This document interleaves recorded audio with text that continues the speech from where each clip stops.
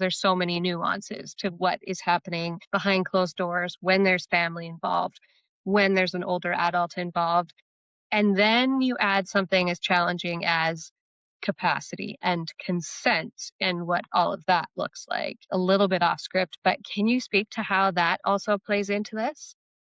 Yes, I think that's a really important topic, especially when it comes to language barriers and Mhm, the potential lack of ability of the older person from fully being able to give consent if they don't actually understand what they're consenting mhm, for, and having a family member who's a translator and interpreter and the person who's doing the sign-offs for them sometimes. This goes for the same thing for example, when we talk to police, for example, and we talk about having consent of older adults, etc., or family members being the translators and interpreters, which I don't recommend in most cases. However, mhm, sometimes that's what's available, right?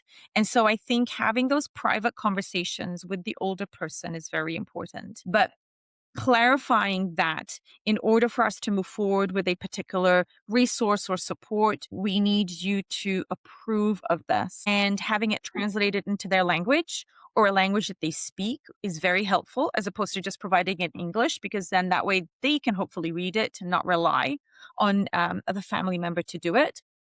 And I also wanted to stress that sometimes we come across older adults who are illiterate in their own language. And so they don't read or write their own language. And so providing them with the written documents doesn't actually make any sense to them.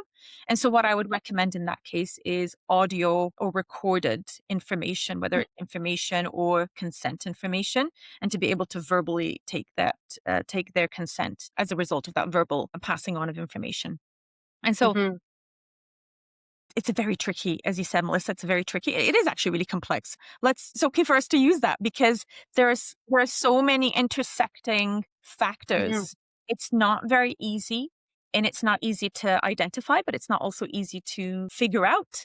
And I don't want to say fix because I don't necessarily think that these things necessarily can be fixed, but to figure out what is the best um, what is the best thing that we can do for this adult right now in the moment? I